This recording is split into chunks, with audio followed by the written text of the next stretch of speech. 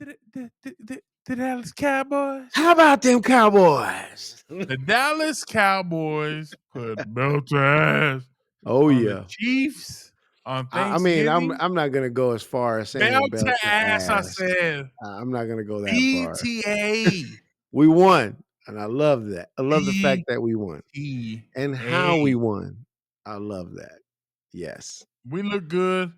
we do. I was talking to a buddy of mine and we were kind of discussing, that game and how close it was and how competitive it was. And I was like, years past, those are games we lose. For We sure. we fold down the stretch. For sure. There's something that just feels different about this team after the trade deadline when you pick up Quentin Williams, when you pick up Logan Smith, when you get Siobhan Ravel back, you get DeMarvion Overshown back, you get Malik Hooker and I think it's Wilson back. Like you get your safety help, they're healthy. You've got your linebacker core, you've got a corner. Everything's starting to come up the way you need it to shape up in order to make a run. This is the time that you want the Cowboys to get hot and start peaking is around this time, especially because in Dallas we need to rack up these wins in order to uh have any hope of making the playoffs. We're still on the outside looking in, but you know, these are the games you need to win. This is how you want to win a close game. You don't want it to be something where it's just where your team doesn't show any fight. And we did get down early on a Dak interception, and I was like, we're gonna start off like this. We need this, and that's how we're starting out. Yeah. But we were on Patrick Mahomes behind all game.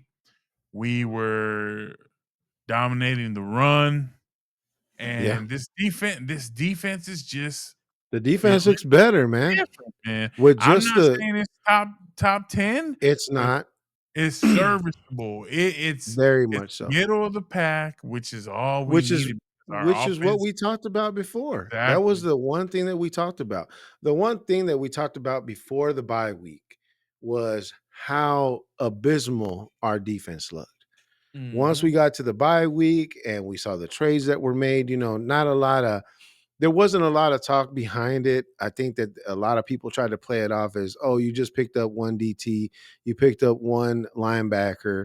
What difference do you think what difference do you think that's gonna make on this defense that's been abysmal so far, that hasn't been able to put anything together? We've been calling for Eberflus's head since then, that we wanted him the hell out of here, or something needed to happen, or we needed to pick up some sort of major piece that was just going to turn around the defense.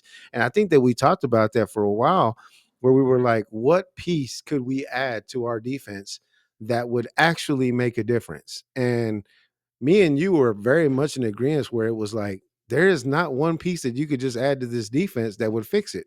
There ain't nothing you can do. It's a wrap. We had called that. We But did say we need multiple pieces. multiple pieces. That is There was correct. not one player that was just gonna solve all our problems. Exactly. Exactly. So when I saw the pickup of Logan Wilson and then also Quentin Williams, these were guys that I've never heard of. I know that Logan Wilson was some sort of, a pretty good, if not mediocre type linebacker. Quentin Williams was an all pro DT, with, in all fairness, but nothing to where he stood out to where I'm like, oh my God, I've heard of this guy plenty of times. Not like your what was the cat that retired from the Rams? Aaron Donald? Aaron Donald. There you go. So it wasn't anything to that extent. But after you saw the Raiders game, and mind you, once we saw the Raiders game, we saw the defense kind of pick it up, and we saw Overshown come back, and a couple of other players that were hurt at the beginning of the seasons come back and kind of fill in those roles again. You started to go, okay, damn, defense looks pretty good. But then again, we had to kind of put a little pin in it because it's like we played the Raiders. It's not like we played any type of world-beating team. Then we go on to the Eagles. and we went from a 21 to nothing deficit in the first quarter to come back and put belt to ass and beat the dog shit out of the Eagles. Dog walked them motherfuckers actually, just so we could come back and win that game. Then we move 24 on. unanswered, dog. 24 Then unanswered. we go on to the Chiefs. And again, didn't start out too great. Like Joe said, Dak throws that interception at the beginning of the game. I'm like, same thing. I'm like, what the hell are we doing? We're not taking advantage of having the ball first. We're not scoring any points. Next thing you know, they start turning it around. We actually get ahead. I'm like, what the hell? We're actually winning this game going into the fourth quarter. This was a back and forth game. What in the hell is going on? Like, once we took the lead in the fourth quarter, I was like, am I watching the same Cowboys team that we saw the first however many games at the beginning of the season? Like, what the hell's going on here? They beat back-to-back teams that were in the Super Bowl last year. Keep that in mind. Those were our Super Bowl. Those were our Super Bowl participants. last year. We beat both of those teams. Now, call me crazy and call me a super fanatic. Call me whatever you want at this point, because you already know at the beginning of the year, I'm going to say, we going to the motherfucking Super Bowl. That's me. We going to lay a 40 burger on every fucking team that we play. That was me. But call me crazy. But if we get past Detroit at home, what are people going to say then? What are we all going to think then? Are we still going to be well, they haven't really convinced me yet. They haven't done anything in the postseason. We'll see if they make it to the postseason, or is it going to be a different tune? Are we going to be picked as a favorite moving forward? I'm right here with it. I'm in the middle. I don't know. I'm leaning. My heart is leaning towards one side, as we all know. My heart will always be with the Cowboys, and I'm gonna be a diehard Cowboys fan till I die. And it's one thing that I'm gonna always be like, how about the motherfucking Cowboys? But my mind, on the other hand, is like, pump your brakes. We're still in December. Where normally in December, we start to kind of fizzle out. We start to kind of start heading downhill. And then once we get into the playoffs, in the first round, we get knocked the hell out. I've been heartbroken like that way too many times already. Way too many times to know better. So it's almost like I can hear Stephen A's voice in the back of my mind going, just wait till they get to, wait till they, give them time. They're going to mess something up. Give them time. Whatever can go wrong will will go go wrong. wrong. Yeah. So shut your lips. So right now I'm enjoying this. I'm enjoying this very, very much. The fact that we beat the hell out of the Eagles, the fact that we beat the hell out of the Chiefs, and now we go into Detroit this next week. I have more hope than I did before. Now, I don't know if that's that hopium that Jerry keeps putting out there, and it could be. It could be, but put it in my veins. All I know is if we get to that point and we beat the Lions, bro, we beat the Lions. Then after that, I think we got Minnesota, Washington, New York. And I think that's it. Then we're done. I feel good about those last 3 games, especially if we beat the Lions. I feel damn good about those last 3 games. So I don't know, man. I'm super hopeful. Like I said, you definitely don't want to back into the playoffs. No. Right now, I think this team, with the passing of Marshawn Nealon, has really just kind of come together. Now they're fighting for a cause bigger than themselves. Yep. And I just feel like that was one of the many turning points of the season. And that kind of united this team. Normally, this team is 53 brands, right? This team is actually a team. You brought in guys that are continuing to drive that team culture, team mindset. You have a locker room leader like Quinnen Williams who comes in here and with all his accolades and his accomplishments, he's still super humble. He still talks so positively about everybody around him. You never really hear For him sure. talking about himself. He's praising Dak, he's praising Osa, he's praising, you know, That's one of the good things that I've heard out of all the press conferences after the post game conferences, interviews, and whatnot throughout the games so far is people, players in general, teammates in general. And I know it's kind of something that's kind of a gimme, but to see a lot of the teammates give Dak his flowers, calling him out on his leadership, how he leads the team, how he's able to motivate the guys to get them. Like I never heard that stuff before. Before you would never hear any of that. And now you have a group of guys and I don't know, it could be the passing of Marshall Nealon lately that made that kind of come to the front a little bit. But a lot of times we never really would hear a lot of that. It was more or less, how the offense is doing, how the defense is doing, what moves we made, this and that and the other. But I have a feeling or a sense that a lot of these players they're getting behind each other. They're having each other's back and they're counting on one another. They're leaning on each other in order for them to be able to get where they're at, man, to have the mentality that they have. And it's a great thing to see. It's kind of unfortunate that something that tragic had to happen in order for you to see something come together or for a team to come together like that.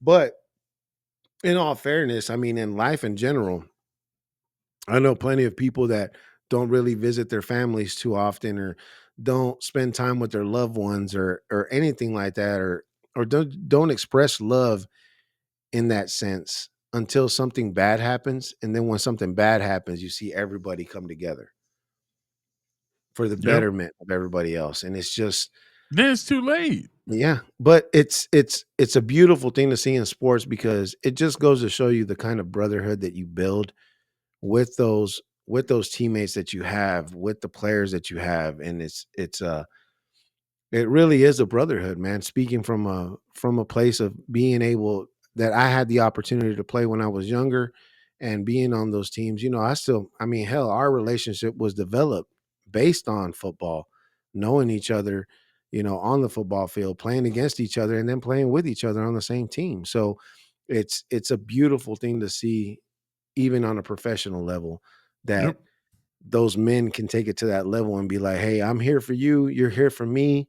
Let's do this for our fallen comrade, right? Let's do this for him and let's make him proud and not falter just because of, something tragic happening." So, yeah, man, I'm super excited to see what these next couple of games are going to look like. I have a I think Tony Romo said it best, if the Cowboys can go into Detroit and win that game on the road, it's this Cowboys team will be a very dangerous team going into the postseason if we can keep that momentum going and we just keep rolling that way, bro. It's gonna be a very dangerous team. And then who knows? I may start being able to hear that Super Bowl chant in the back of my mind going, Super Bowl, let's go, Super Bowl, let's go. You never know. You never know. I'm just saying, you We're taking it never know. one game, 1 week at One a game at a time. time. That's right. These Cowboys, like you said, beat the two participants in last year's Super Bowl. Mhm. They've shown a little bit of a clutch gene with their wins, and you're starting to see that this team kind of has a different mentality, mindset, and belief in themselves. And I do credit Brian Schottenheimer for a lot of that. For sure. I think that Eberflus is doing the best he can with what he's got. I still don't think he's the best defensive coordinator we could have had, Yeah. but you hear a lot of Jerry Jones. Remember in Friday when Debo's telling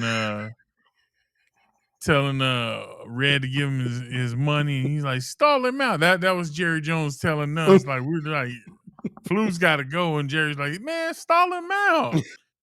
We we stalled him out, and he's starting to make good with the players that he's That he's acquired. got. Yeah. Like I said, we got some healthy guys back, and that definitely has helped. Dak is playing out of his mind. He, to me, is in the MVP Ridiculous. race. Mhm. He's seeing the game so much better than he ever has. We're still making slight mental mistakes, but that just kind of comes with being the quarterback. You're scrutinized for every mistake, whether it's good or Yeah. anything minuscule or egregious. It's all treated the same. Mhm. And I think this team has the potential, if they can make the playoffs, to do great things. The Eagles are in the lead in the NFC East, They but are. they are now down to like a one game lead because they lost to the Chicago Bears, Who are much 9 like and we 2, by the did. way. 9 3. and I 2. think it's 3, 9 and 9 and 3? 3. Maybe, I don't know. Let me look. Go ahead. Uh, the freaking Chicago Bears are the surprise of the season, in my opinion.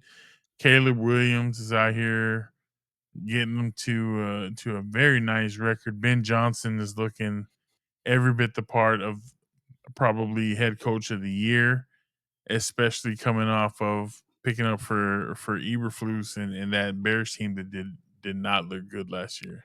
They are indeed 9 and 3. Yeah. So 9 I and 3. mean, the Bears are definitely doing some things right.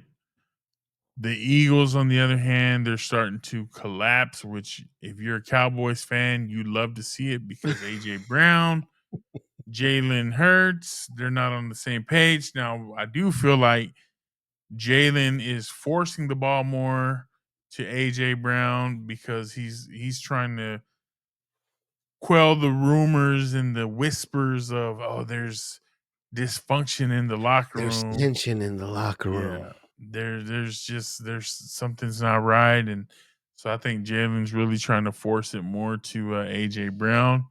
I also feel like that because I have Devontae Smith on my fantasy team, and Jalen won't throw my effing football because he's too busy trying to make AJ Brown happy. Oh, Go Lord. Devontae the ball, bitch.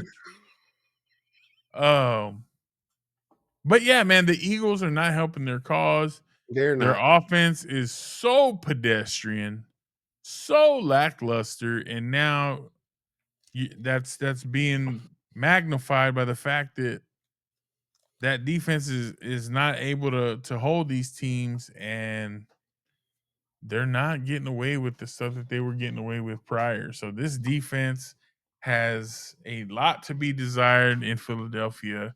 The Cowboys are just like Pac-Man. They're just gaining ground on them. And I do think that it'll be interesting to see how the rest of this season plays out. But I think Philly's got some bangers still coming up Yeah. that could further drop them in the ranks. And you want to talk about an all-time meltdown. Let the Eagles not even make the playoffs this year after their hot Oh. start, and let the Cowboys make the playoffs after that abysmal start, and you'll be looking at two franchises going in different directions. Oh, So yeah, for sure. I mean, I'm looking at the standings right now. In the East, the Eagles are currently 8 and 4, still leading our division in the East. We are right behind them at 6, 5, and 1.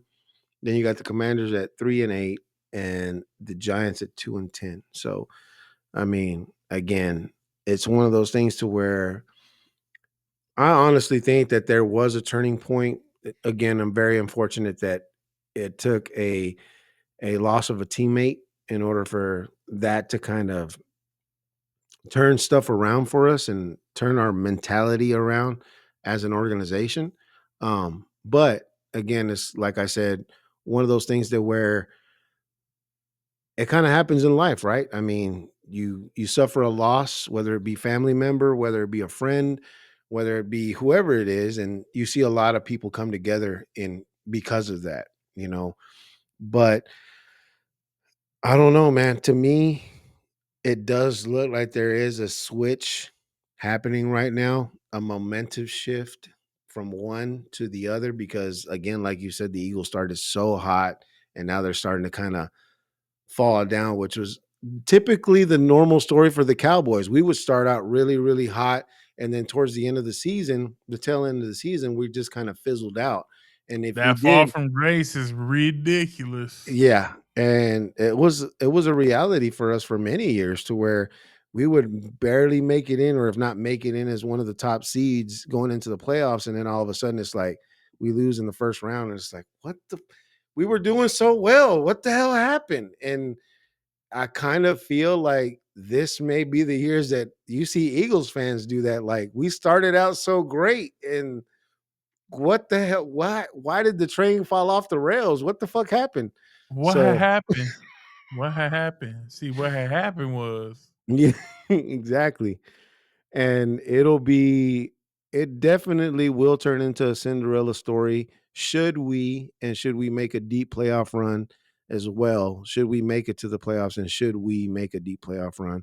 But yet that again, I'm kind of like you. I'm right there with you as far as taking it game by game.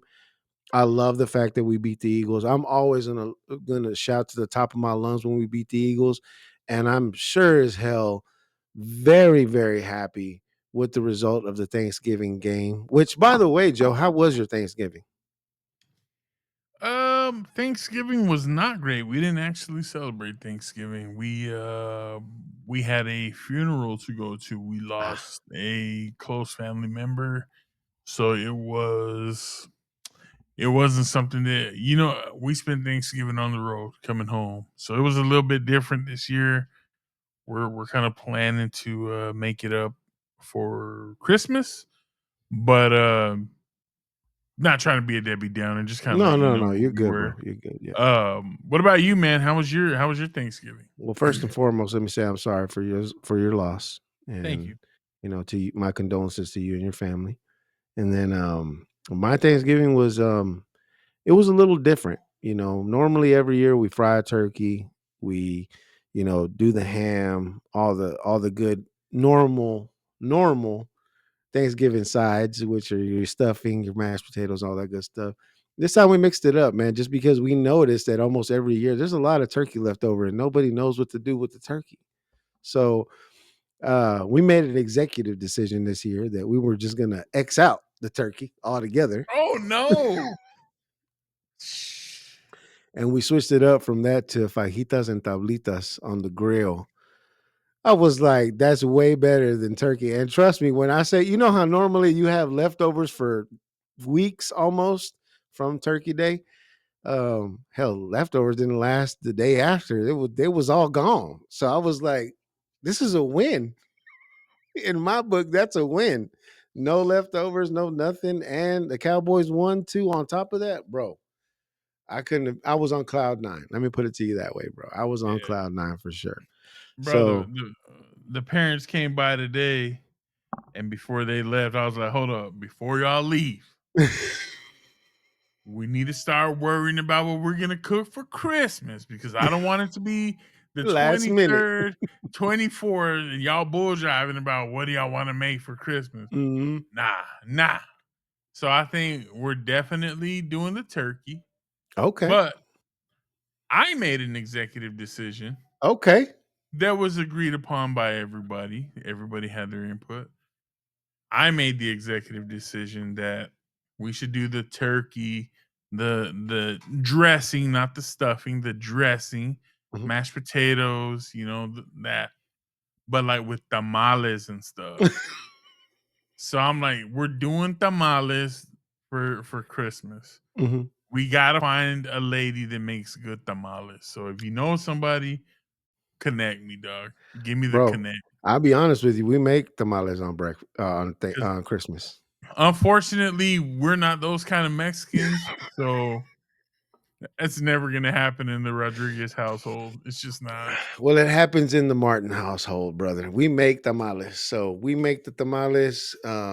Normally for Christmas, that's what we normally do is make tamales. And then the next day I always make menudo so that way we have menudo the next day, nice and hot for the following day. So Christmas Eve, because you know how we get down Hey, as Christmas Mexicans. Eve is our Christmas, That's our bro. Christmas. So we get down, we throw a little get together, have our party, have our dinner. That is our Christmas Day dinner. It's Yep. Christmas Eve. So Yep. Christmas Eve will be eating up on some tamales, and then Christmas Day, when you wake up early in the morning con tu cafecito, you have your little bowl of menudito, and boy, that's it. That's it, bro.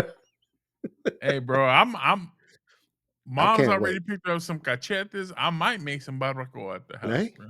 hey, that sounds good too. Shit. I just might do it, bro. You Mhm. done talk me into it. It didn't take much convincing, but you done talk me into it. So yeah, we're definitely going the more Hispanic route for Oh yeah. Christmas, but we're keeping the turkey and the dressing and the Yeah, but mashed you know, potatoes. for us, bro, it was more or less that thing that like when we talked about it, because we were all talking about it, we asked it, we got input from everybody. We were like, do you really want turkey for Thanksgiving? And normally we do it a lot of different ways. We either bake it, we smoke it, or we'll fry it. And we've done it every year the exact same way.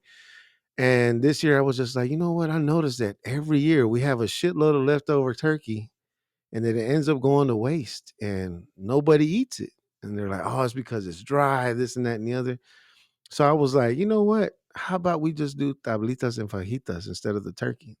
And they all looked around. They were like, that sounds like an awesome idea. I was I like, mean, that sounds nice, but a shit. turkey will run you $20. Fajita's gonna run you a damn hundo. I'm just like, ooh. Well, depending on how much you buy, right? It all depends on that. So yeah, We right. feeding people around here, dog. We go 2 turkeys. Yeah. I'll Well, cook one and my pops will cook one there you go. because we feeding a tribe over here, bro. Oh, I know. I know. We feeding I a know. Trust me. we feeding But a yeah. little But it was a good baseball team over Thanksgiving. here. It was Yeah, good Thanksgiving, bro. Very, that's very good, good bro. Thanksgiving. Yeah. That's good, bro. I'm happy to hear that, man. So good stuff, my brother. With that being said, we do want to thank everybody for just taking the time to enjoy this content. We enjoy making it for you. We ask that you please consider doing the following: like, comment, subscribe to the channel. We will interact back. Like I said, costs you absolutely nothing. It is absolutely free for you, but it means so much and it is so valuable to us when you add and subscribe to the channel. So, with that being said, we do want to thank everybody again. And until we see you in the next one, peace. Peace.